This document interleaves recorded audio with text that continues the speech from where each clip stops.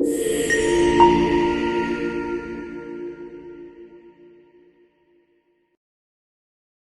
Hello everyone, आज की हमारी प्रॉब्लम लीड कोड की एक मीडियम लेवल प्रॉब्लम है। तो देखते हैं हम इसको कैसे अप्रोच करेंगे। आज हमें प्रॉब्लम में दिया हुआ है कि हमें एक रैंडमाइज्ड सेट जो क्लास है उसको हमें इम्प्लीमेंट करना है, जिसके अंदर तीन हमारे छोटे छोटे फंक्शंस दिए गए हैं जिनका हमें कोड लिखना है, राइट।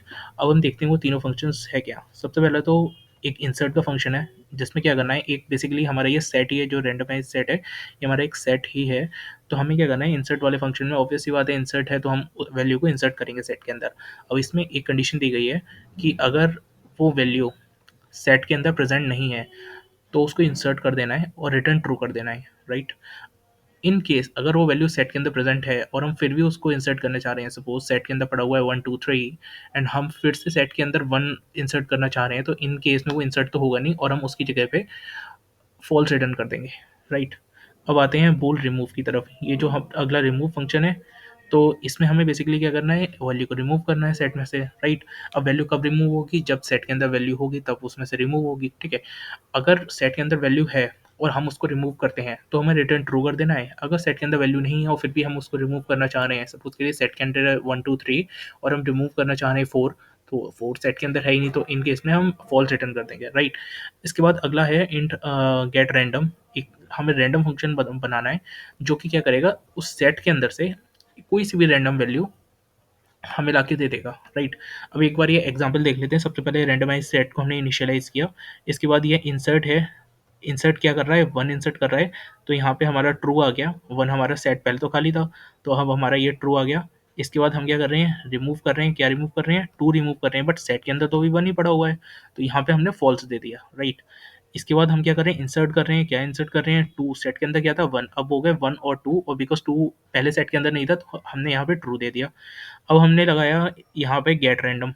गेट रैंडम हमने यहाँ पे लगाया, तो हमें एक 1 और 2 अभी सेट में पड़े हुए हैं, तो हमने एक रैंडम वैल्यू उठा ली। सपोज करिए वो रैंडम वैल्यू है 2, 1 भी हो सकती है 2 भी हो सकती है, यहाँ पे इन्होंने 2 उठा ली, राइट। अब हमने क्या किया, अगला रिमूव फंक्शन चलाया। रिमूव क्या करना है, हमें 1 रिमूव करना है, तो हमने ट्रू रिटर्न कर दिया क्योंकि 1 हमारे सेट में पड़ा था, तो हमने उसे सक्सेसफुली रिमूव कर दिया। इसके बाद हमें इंसर्ट करना है, क्या इंसर्ट करना है, 2 इंसर्ट करना है, बट सेट में तो ऑलरेडी ट्रू पड़ा है, तो यहाँ पे हमने इसे फॉल्स कर दिया। इसके बाद हमें गेट रैंडम, यानी फिर से हमें एक सेट में से रैंडम फंक्शन रैंडम एलिमेंट उठाना है, बट अभी सेट के अंदर क्या है, हमने 1 को तो पहले ही रिमूव कर दिया, सेट के अंदर खाली 2 ही बचा हुआ है, तो हम क्या करेंगे, सेट में से 2 को वो रिटर्न कर देंगे, राइट। तो इसका वैसे तो कोड ऐसा कुछ होगा नहीं, बट एक बार इसका कोड देख लेते हैं हम लोग।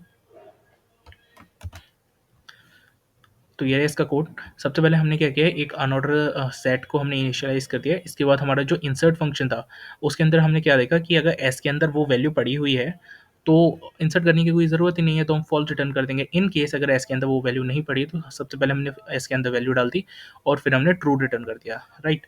इसके बाद हम देखते हैं रिमूव वाला फंक्शन। रिमूव वाले फंक्शन में हमने सबसे पहले देखा कि अगर एस के अंदर वो वैल्यू है या नहीं, एस के अंदर वैल्यू है, हमने इफ में चेक किया तो हमने उसको इरेज कर दिया और रिटर्न कर दिया ट्रू। अगर एल्स ऐसा नहीं है तो हमने सिंपली रिटर्न कर दिया फॉल्स।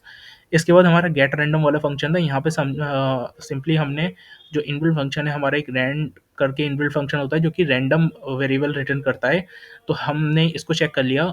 स्टार्टिंग से जो सेट है उसके स्टार्टिंग से हम देखेंगे, कोई सा भी एक रैंडम वेरिएबल वहाँ से उठा लेंगे और ये चेक करेगा कि ये उसके सेट के बाउंड में है या नहीं, उसकी बाउंड्री के अंदर है या नहीं। तो यहाँ से हमने इसको रिटर्न कर दिया, एक रैंडम वेरिएबल को या फिर रैंडम एलिमेंट को इसके सेट के अंदर से, ठीक है। अब एक बार हम इसे सबमिट करके देख लेते हैं।